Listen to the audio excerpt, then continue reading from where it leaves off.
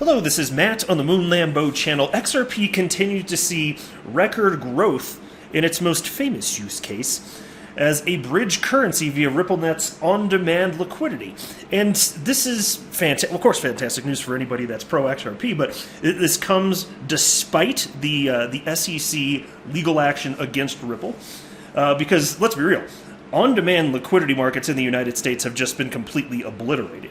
So there's a number of interesting things to discuss here, including what is Ripple going to do to solve the problem right now? Because for all Ripple knows, XRP will never be able to be used again in the United States as a bridge currency. Now, not that I think that's going to be the case, but still, they have to come up with some workarounds here. And in this Ripple Insights piece, this is Ripple's official blog on their website. There's this piece titled "On-Demand Liquidity Sees Record Growth and Traction in 2021." They actually talk about that, and so I'm going to speculate a little bit about what that looks like. But they're going to have to do something. Also, it's interesting to note that we're seeing a dramatic reduction in financial incentive for firms utilizing XRP as a bridge currency. And so, look, I've long said that in order for the entire crypto asset class to be viable, there just needs to be one use case. That's it. Even just one freaking use case for one crypto justifies everything, because as long as that exists, that represents utility. If there's something that offers utility, that's valuable to humans, so of course money's always going to flow into it here. And here we can see with XRP, and yes, there are all sorts of other use cases here, but even with just this one here, you gotta think here, like, do you think XRP is ever going to go away? It's like there are reasons that I have zero fear in holding XRP. It's because there's utility, and I don't know at what point humans are going to decide that utility matters more and people will start putting money into cryptocurrencies that actually do stuff, but that's going to happen. We know humans behave like this. When they don't know what's going to have long-term viability, money goes everywhere. We saw it with the dot-com boom and bust. Every company that had a dot-com, oh, you're a dot-com, here's more money, take more of my money. That's what it was. And it's the same damn thing with crypto, but it won't stay like that forever. It didn't with the dot-com and the dot-com era, obviously, and it won't here either. That's why I'm saying, like, as I go through this, you'll see XRP's not going away, and this is just one use case. There are all sorts of other use cases, which I talk about on the channel, but I do want to be clear at the outset here, I don't have a financial background of any kind. I'm not offering financial advice, and you definitely should not buy or sell anything because of anything that I say or write. I'm just an enthusiast who enjoys making YouTube videos about crypto topics, but just as a hobby and just for fun. Oh, by the way, I've also got a couple of comments from Ripple CEO Brad Garlinghouse, as well as RippleNet General Manager Ashish Birla. And this piece was written by a Ripple employee named Craig DeWitt. Let's go ahead and jump on it. You're going to find this fascinating. Ripple was the first company to leverage crypto to tackle the trillion-dollar challenges associated with cross-border payments. Many companies have entered this space to address the pitfalls that businesses and consumers alike experience when interacting with our current financial system, but without addressing the underlying infrastructure that this system was built on. Financial institutions, payment service providers, fintechs, and small-medium enterprises are left navigating the archaic system that takes time, resources, and money away from their businesses. Ripple's on-demand liquidity, or ODL for short, of course, allows customers to instantly move money around the world at any time, even weekends and holidays, without the need for pre-funded accounts or cumbersome correspondent banking relationships that take days to settle, are costly, and error-prone. And so, look, as we go through this too, just think about all of the people that are naysayers, are highly skeptical of the long-term viability of XRP as a bridge currency.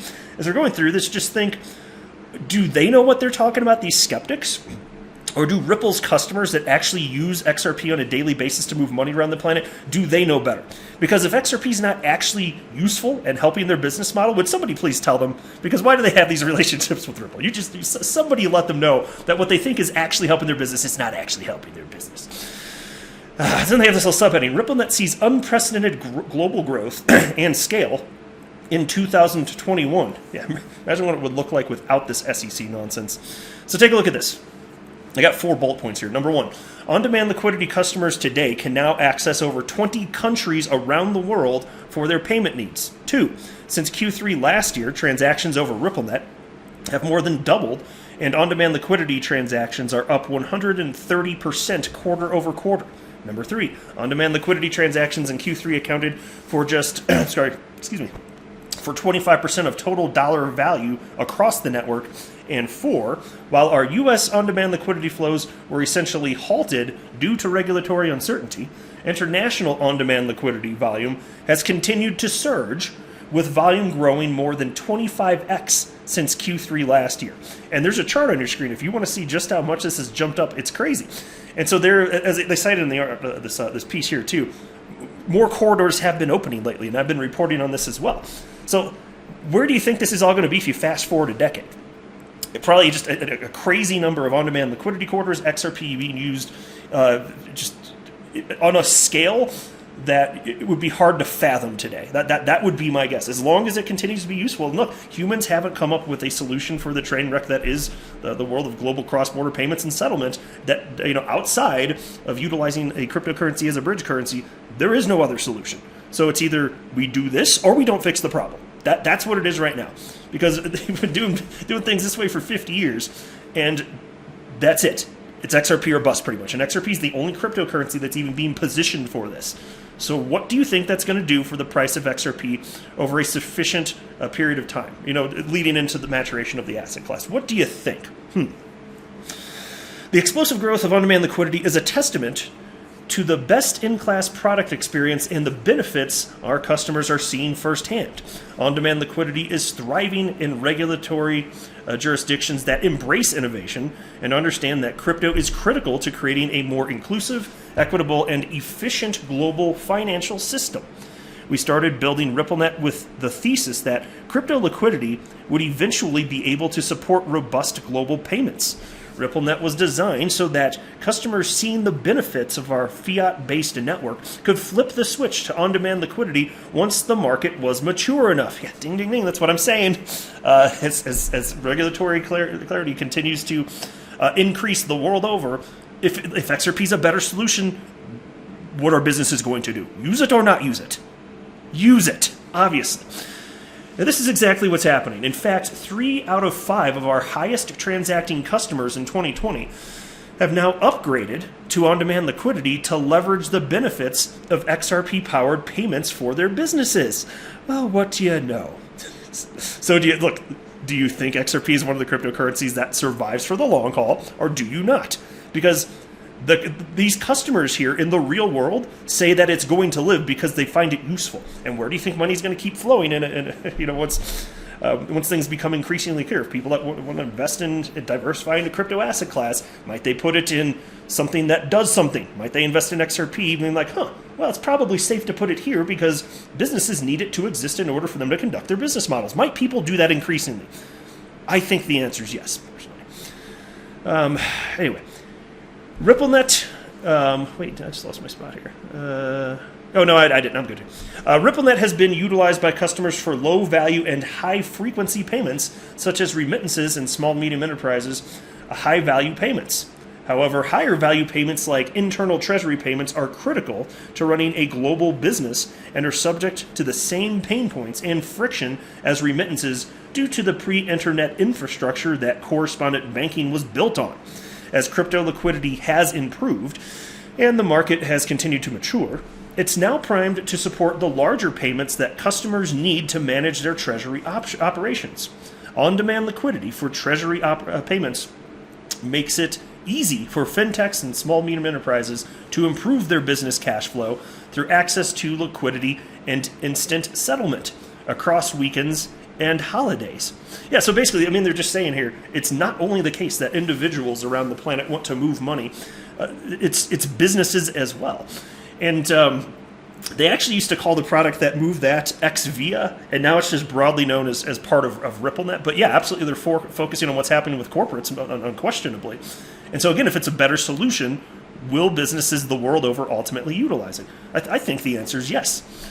Now, for added flexibility, on-demand liquidity customers today can choose to send XRP for cross-border payments directly through a crypto wallet or through a local crypto exchange. While customers are free to source XRP through third parties, more are choosing to source XRP on demand directly from Ripple. resulting in more flexibility and choice while reducing friction in the payment flow. And it also gives our customers the ability to grow and scale quickly with new partners and currencies by simplifying the onboarding process and enabling multiple currencies. To facilitate these instant payments, Ripple will source XRP from its balance sheet or from the market. If I could translate that for you. Yes, Ripple has a bunch of XRP. I mean, most of it's in escrow. But for those of you not in the know, and Ripple's publicly stated this, they do purchase XRP from the open market. They don't only sell XRP. It's about managing liquidity.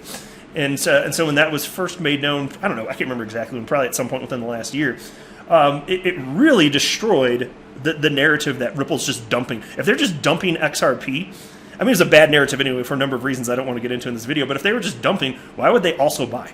Might they be a good faith actor in the space, don't you think? Yeah. It's kind of obvious. Anyway, when applied to Treasury business payments, on-demand liquidity means more capital to scale core business operations and less time focused on managing FX no-stro accounts. Cash is oxygen for a business, and on-demand liquidity's ability to extend a line of credit gives customers access to capital instantly. And tandem, line of credit has supercharged on-demand liquidity adoption and has opened new business opportunities within the on-demand liquidity flow. And then they have this little subheading, debunking incentives. And I like this, and this was to be expected. And I've talked about this before too, but this is interesting. Check this out. Building any successful multi-sided marketplace simply comes down to overcoming the chicken and egg problem.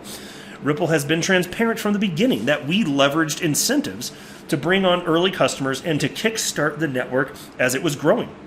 A strategy deployed by many companies, from Visa and MasterCard to Bank of America, PayPal, and Venmo.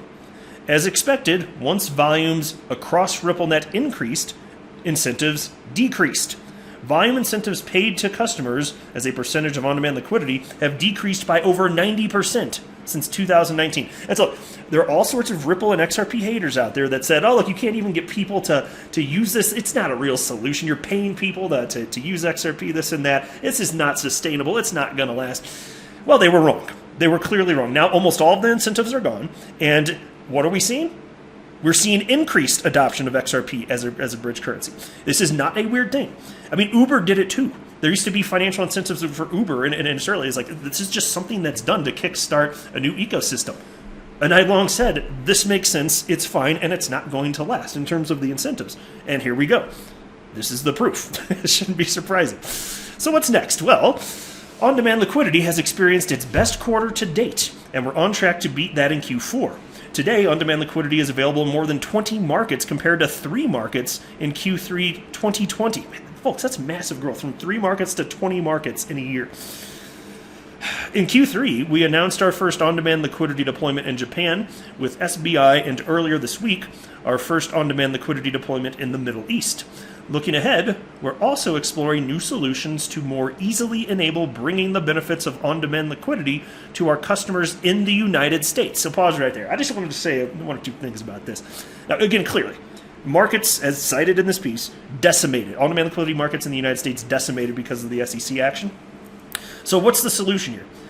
Well, Ripple has stated in the past that they're not against necessarily the idea of utilizing a cryptocurrency that's not XRP in payment flows. And so if it ends up being the case that XRP can never be used, so any corridor touching the United States cannot utilize XRP, if that happens, which would be a disaster scenario legally, that's what would result in that, well, on-demand liquidity still works, so you'd have to find another cryptocurrency, and it would be another headache, managing liquidity and this and that.